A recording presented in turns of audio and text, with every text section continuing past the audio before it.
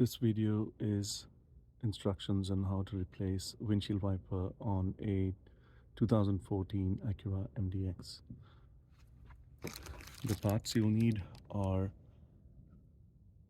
this one for the passenger side wiper,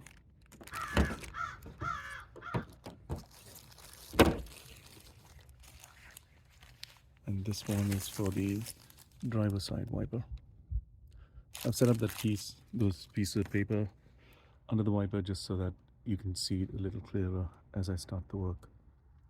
I'm using a small screwdriver, although you don't really need this anything to pry open a small tab.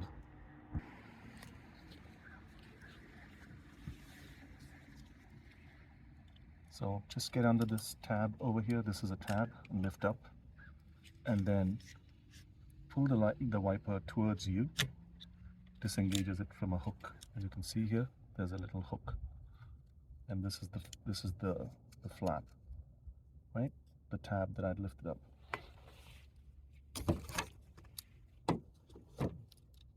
I've got the new wiper. That's the tab.